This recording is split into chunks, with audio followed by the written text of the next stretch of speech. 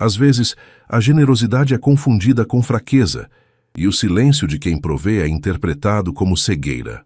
Eu acreditei que, ao oferecer um teto e segurança financeira para a família da minha esposa, estaria construindo uma rede de proteção e amor para minha filha. No entanto, descobri da pior maneira possível que o veneno pode ser destilado por aqueles que sentam à nossa mesa e vivem sob o nosso teto. Esta é a história de como o meu maior ato de bondade se tornou o palco de uma traição cruel, e de como precisei destruir o castelo que eu mesmo ergui para resgatar a dignidade da minha pequena. Antes de começarmos essa história incrível, não se esqueça de curtir o vídeo, se inscrever no canal e contar pra gente nos comentários de onde você está ouvindo essa história. Eu sempre acreditei que a família era o alicerce de tudo. Talvez por ter crescido em uma casa onde o essencial muitas vezes faltava. Projetei no meu sucesso financeiro a missão de ser o provedor não apenas da minha esposa, Letícia, e da nossa filha, Clara, mas de todos ao meu redor. Quando minha empresa de consultoria tributária finalmente decolou e os números na conta bancária começaram a subir de forma consistente, não hesitei. O primeiro grande investimento não foi um carro de luxo ou uma viagem para a Europa. Foi a dignidade dos meus sogros, Adalto e Ivone. Eles viviam em um apartamento úmido e apertado na periferia, sufocados por dívidas de cartões de crédito e pelo descaso da outra filha, Patrícia, que sempre foi a queridinha, mas nunca moveu um dedo para ajudá-los. Eu mudei tudo isso. Comprei uma casa ampla no bairro Jardim das Acácias, um lugar onde o sol batia na varanda todas as tardes e o silêncio só era quebrado pelo canto dos pássaros. Eu não apenas terei o teto, eu assumi as parcelas do financiamento, o IPTU, o plano de saúde e até a conta do supermercado, que era entregue religiosamente toda segunda-feira.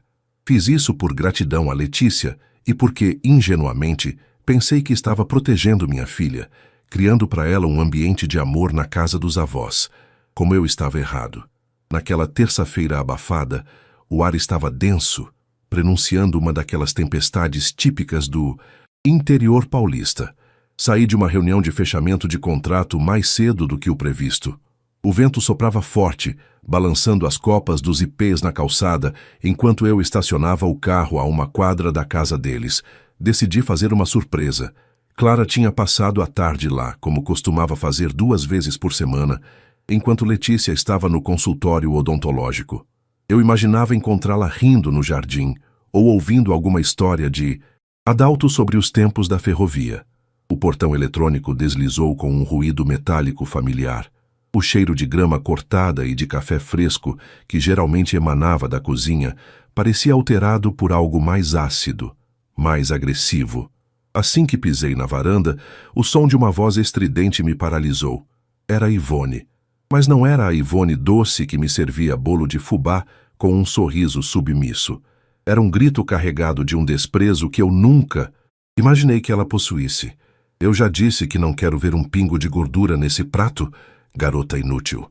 Esfregue isso direito ou você não vai sair daqui hoje. As palavras cortaram o ar como navalhas.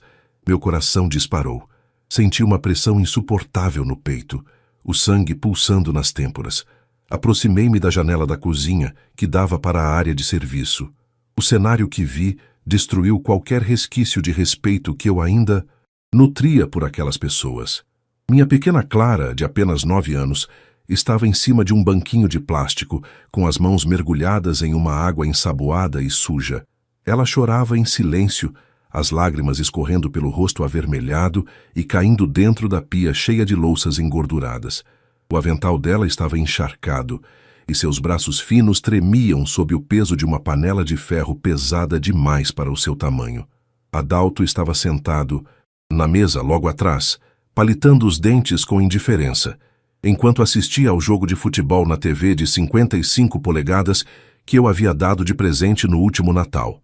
Ele nem sequer olhava para a neta, mas o pior ainda estava por vir. No canto da cozinha, Patrícia, minha cunhada, estava encostada no balcão de granito, segurando um copo de suco gelado. Ao lado dela, seus 2 filhos, Enzo e Valentina, estavam sentados confortavelmente, rindo e apontando para Clara. Olha só a Cinderela da família, disse Valentina, com um tom de escárnio que não condizia com uma criança de 12 anos. Minha mãe falou que, já que o seu pai se acha o dono do mundo, a gente tem que mostrar para você o que é trabalho de verdade. Lava logo isso, Clara, gritou Enzo, chutando levemente o pé do banquinho onde minha filha se equilibrava. Se você quebrar alguma coisa, a vovó vai tirar o seu tablet, sabia? A risada de Patrícia foi o estopim. Ela olhou para a própria mãe e disse, sem o menor pudor, pelo menos para alguma coisa essa menina serve, né, mãe? Já que o Renato gasta tanto dinheiro aqui, o mínimo que a filha dele pode fazer é poupar a gente do trabalho doméstico. Ela tem que aprender desde cedo que dinheiro não compra tudo. Eu estava em choque. Senti um frio percorrer minha espinha, transformando minha fúria em uma frieza calculista. O mundo parecia ter entrado em câmera lenta. Eu via cada detalhe. A mancha de molho de tomate na camiseta favorita da Clara, o olhar de superioridade de Patrícia, a apatia covarde de Adalto. Eles não me viam apenas como um provedor. Eles me viam como uma conta bancária sem rosto, alguém que eles podiam explorar enquanto humilhavam a pessoa que eu mais amava na vida. A porta da cozinha estava entreaberta. O rangido da dobradiça foi abafado por um novo grito de Ivone, que agora batia com a palma da mão na bancada, exigindo que Clara terminasse de limpar o fogão. Minha filha soltou um soluço sufocado, tentando alcançar os botões do eletrodoméstico com um pano encardido. Foi nesse momento que eu decidi que o tempo da benevolência havia acabado. Entrei na cozinha sem dizer uma palavra. O silêncio que se seguiu foi absoluto, interrompido apenas pelo som da TV. Ivone empalideceu instantaneamente. A mão que antes gesticulava com agressividade agora tremia ao lado do corpo. Adalto quase engoliu o palito de dente, e Patrícia deixou o copo de suco bater com força na pedra do balcão, o líquido espirrando para todos os lados. Clara se virou, os olhos inchados encontrando os meus. Papai, ela sussurrou, e o som daquela voz quebrada foi como um tiro no meu peito. Eu caminhei até ela, ignorei os olhares aterrorizados dos adultos e atirei de cima do banquinho. Peguei-a no colo, sentindo suas mãos geladas e úmidas contra o meu pescoço. Ela enterrou o rosto no meu ombro e soluçou com vontade, um choro de alívio e dor acumulada. Renato, meu genro, você chegou cedo, gaguejou Adalto, tentando se levantar com uma agilidade que ele não demonstrava há anos. A gente só estava ensinando a Clara sobre responsabilidade. Sabe como é, né? Criança de hoje em dia é muito mimada. Responsabilidade, Adalto. Minha voz saiu baixa, num tom que fez Ivone dar um passo para trás. Ensinar responsabilidade é colocar uma criança de 9 anos para lavar a louça de 5 adultos e 2 adolescentes, enquanto vocês ficam sentados rindo? Ai, Renato, não precisa desse drama todo, interveio Patrícia, tentando recuperar a pose, cruzando os braços. Com arrogância. É só louça. Você é muito sensível. A gente vive aqui, somos uma família, todo mundo tem que ajudar. Olhei para o rosto dela, para aquela expressão de quem se sentia intocável sob o teto que eu pagava. Olhei para a casa, para os móveis de primeira linha, para o conforto que eu havia proporcionado com tanto esforço. Aquela não era uma casa de família, era um ninho de parasitas. Você tem razão, Patrícia, eu disse, com um sorriso gelado, que a fez desviar o olhar pela primeira vez. Dinheiro não compra tudo. E a partir de hoje, o meu dinheiro não vai comprar mais nada para vocês. Nem um grão de arroz, nem um segundo de eletricidade. E certamente não este teto. Saí da cozinha carregando Clara sem olhar para trás. Enquanto atravessava o jardim em direção ao carro, ouvi os gritos de Ivone começando a se transformar em súplicas desesperadas. E a voz de Adalto tentando me chamar, mas eu já estava mentalmente no escritório, acessando o portal do banco. O castelo de cartas deles acabara de encontrar o vento. O silêncio dentro do carro durante o trajeto de volta para casa era tão pesado que eu sentia dificuldade em respirar. O cheiro de couro novo do SUV, que antes me trazia uma sensação de conquista, agora parecia sufocante. Pelo retrovisor, eu observava Clara. Ela estava encolhida no banco de trás, abraçada à sua mochila escolar, os olhos fixos na paisagem borrada pela chuva que finalmente começara a cair, lavando o asfalto quente da tarde paulista. Ela não chorava mais alto, apenas soluçava baixinho, um som que me dilacerava a alma. Chegamos em casa e o ambiente estava imerso em uma penumbra cinzenta. Levei Clara direto para o banho. Enquanto a água morna corria, ajudei-a a tirar aquela camiseta manchada de molho e o avental úmido que cheirava a detergente barato e gordura velha.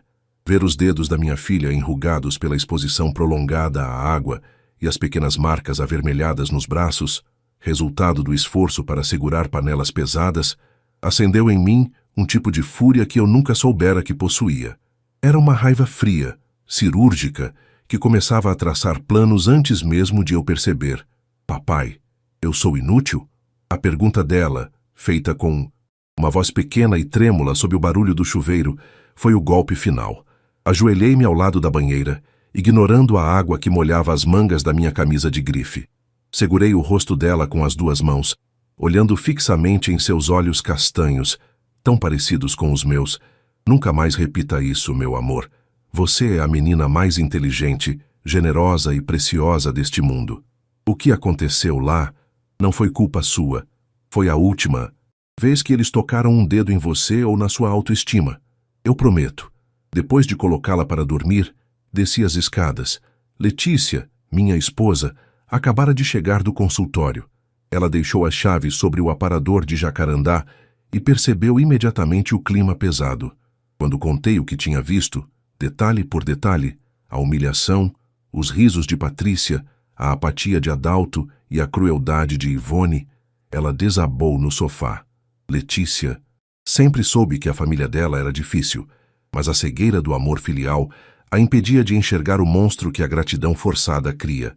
Ela chorou, não apenas por Clara, mas pela decepção de perceber que seus pais nos viam como meros investidores de suas vidas medíocres. "O que você vai fazer, Renato?" ela perguntou, enxugando as lágrimas, o tom de voz revelando que ela não me impediria de nada. "Vou apenas parar de sustentar a ilusão deles", respondi, caminhando em direção ao meu escritório. Tranquei a porta e me sentei diante do monitor. A luz azul da tela refletia no tampo de vidro da mesa, criando um cenário gélido. Acessei o Internet Banking. Ali, na aba de pagamentos agendados, estava a radiografia da minha generosidade mal canalizada. O financiamento da casa no Jardim das Acácias era a maior parcela, R$ 8.500 mensais. Eu havia feito o contrato em meu nome, como garantidor, mas o imóvel estava alienado ao banco sob a promessa de que eu manteria os fluxos. Cliquei em excluir agendamento. 1, 2, 3 meses de inadimplência seriam suficientes para o processo de retomada começar, já que o banco era rigoroso com aquele tipo de crédito imobiliário. Em seguida, fui para a conta de energia e água. Cancelei os débitos automáticos. Entrei no aplicativo do supermercado de luxo que entregava as compras na casa deles. Assinatura mensal. Cancelada. O plano de saúde Prime para os dois? Cancelado. O cartão de crédito adicional que eu havia dado para as emergências, mas que Ivone usava para comprar roupas para os filhos de Patrícia? Bloqueado. Enquanto eu executava cada comando, sentia um peso saindo das minhas costas. O som de cada clique no mouse ecoava no escritório silencioso como o martelo de um juiz. Eu estava sentenciando-os à realidade que eles tanto desprezavam. Eles queriam que Clara aprendesse o valor do trabalho duro através da humilhação? Pois bem, eles aprenderiam o valor da sobrevivência através da escassez. Não demorou muito. O silêncio da noite foi quebrado pela vibração incessante do meu celular sobre a mesa. O identificador de chamadas mostrava sogra Ivone. Ignorei. 10 segundos depois, cunhada Patrícia. Ignorei. Novamente. Então veio uma enxurrada de notificações no WhatsApp. O grupo da família, que eu mantinha no mudo há meses, começou a explodir com mensagens. "Renato, meu cartão foi recusado no posto de gasolina. Que vergonha eu passei aqui. Resolve isso agora", escreveu Patrícia com a audácia de sempre. Logo abaixo, a mensagem de Ivone. já mudando o tom de agressividade para a vitimização clássica. Meu filho, deve ter havido algum erro no banco. Fomos comprar o remédio do seu sogro e disseram que o plano de saúde não está ativo. A Clarinha deve ter te contado que brincamos com ela hoje, né? Coisa de avó, você sabe como é. Atenda o telefone. Ri amargamente. Brincamos. Para eles, transformar uma criança em empregada doméstica sob gargalhadas de deboche era uma brincadeira. Decidi responder apenas uma vez, para que não houvesse dúvidas. Digitei com calma, cada letra pesando como chumbo. A brincadeira acabou, Ivone. A partir de hoje, vocês estão por conta própria. A casa, o mercado, a luz e os cartões.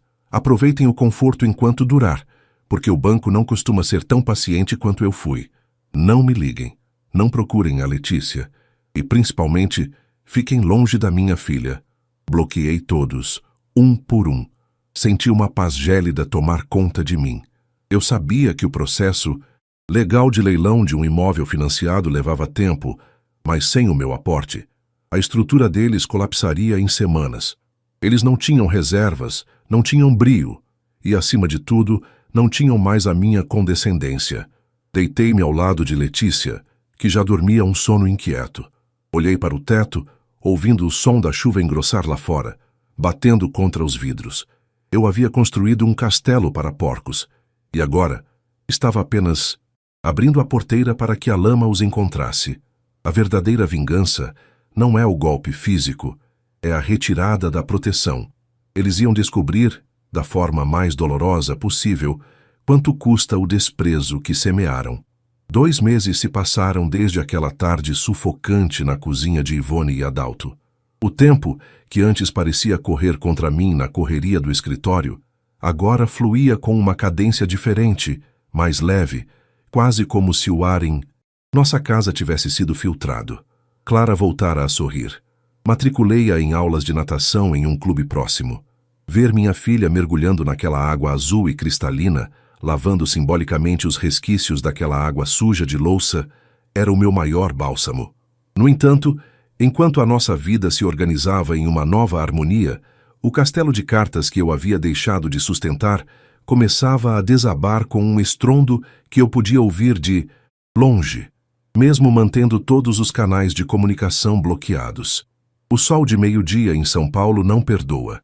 O asfalto da Faria Lima refletia um calor que parecia derreter a paciência de qualquer um. Mas dentro do meu escritório, o ar-condicionado mantinha uma temperatura constante de 21 graus. Eu estava revisando uma planilha de auditoria quando a minha secretária, com um tom de voz hesitante pelo interfone, anunciou que havia uma mulher, bastante alterada, na recepção exigindo falar comigo. Eu não precisei perguntar o nome. O perfume doce e enjoativo de Patrícia parecia ter chegado antes dela, impregnando o corredor de carpete cinza. Quando permiti que ela entrasse, a visão foi quase satisfatória. Patrícia não ostentava mais as bolsas de marca, provavelmente vendidas em algum brechó de luxo para pagar contas básicas, e sua expressão de arrogância fora substituída por uma máscara de desespero e raiva contida. Ela bateu as palmas das mãos na minha mesa de jacarandá, fazendo com que o meu café oscilasse na xícara de porcelana. "Você ficou louco, Renato", ela gritou, a voz falhando. "Meus pais estão vivendo à luz de velas. A Enel cortou a luz ontem de manhã e a Sabesp já avisou que vai fechar o cavalete da água se a conta de 3 meses não for paga hoje. Você tem noção do que é deixar 2 idosos nessas condições?" Recostei-me na minha cadeira ergonômica, cruzei as mãos e a observei com a curiosidade de quem estuda um espécime em um laboratório. O silêncio que mantive por longos 30 segundos a deixou ainda mais instável.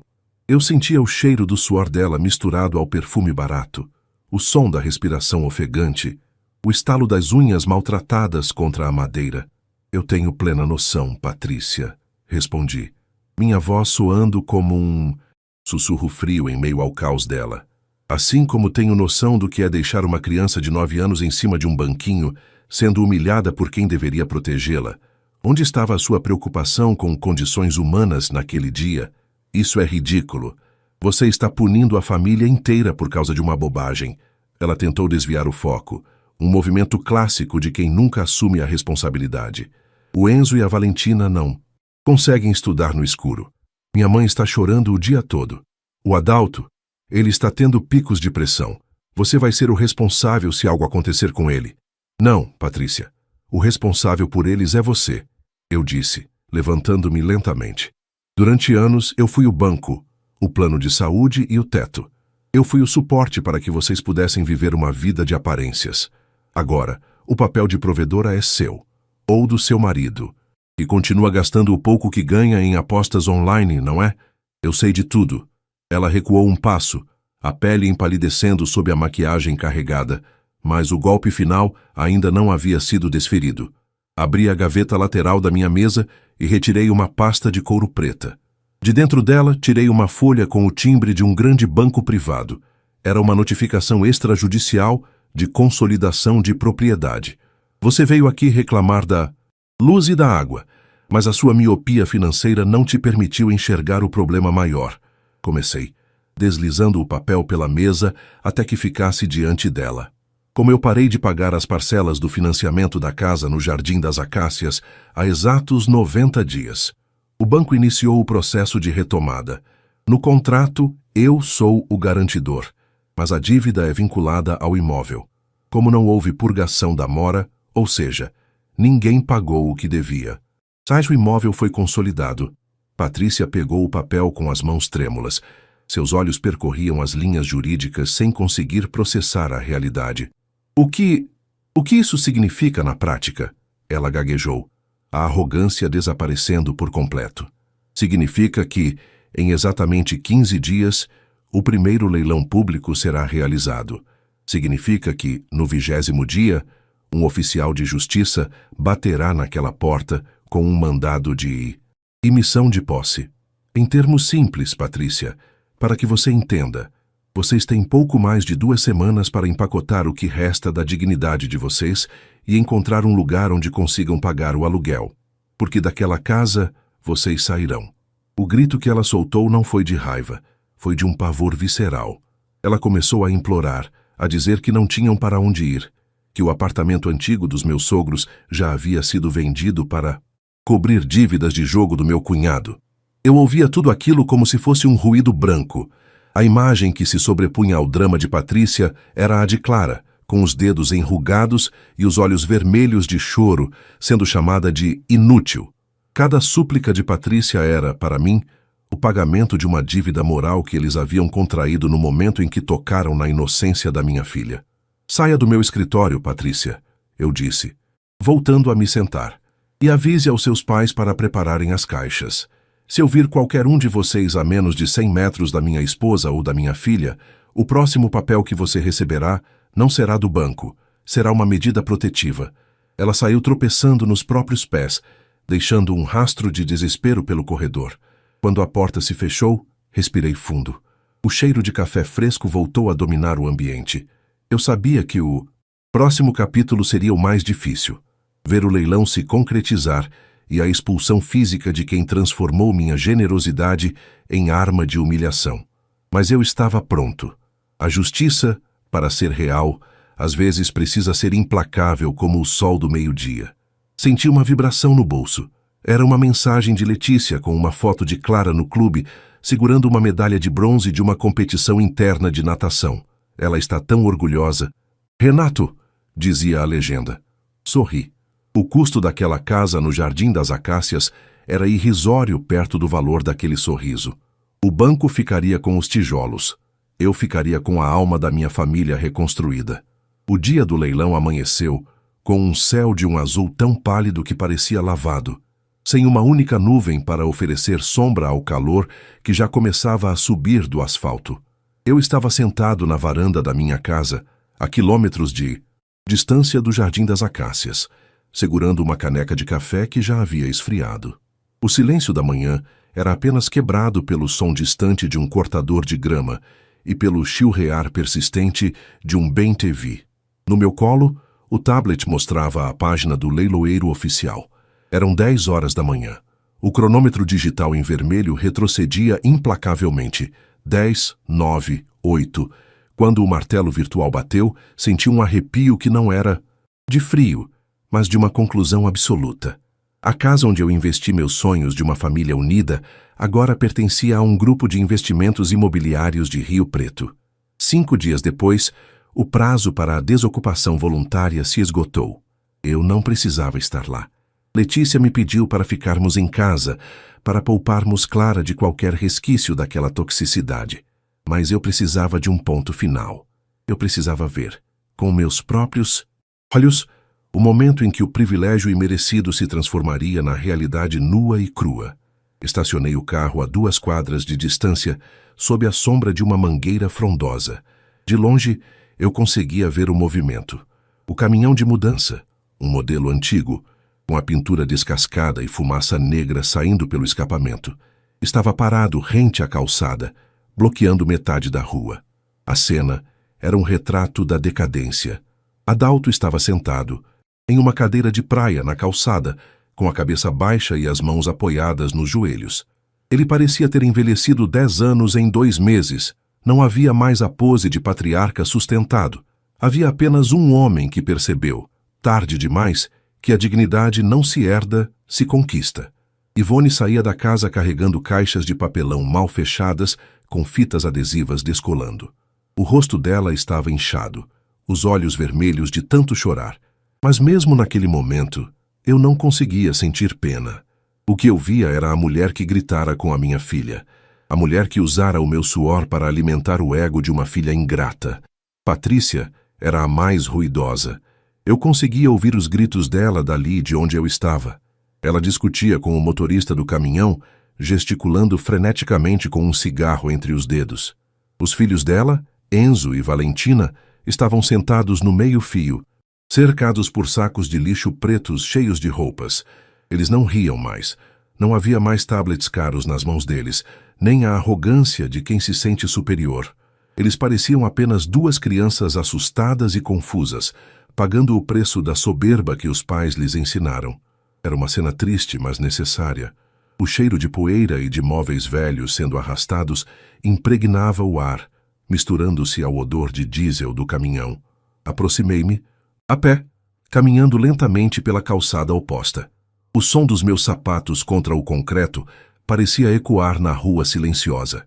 Quando cheguei na altura do portão, Ivone me viu.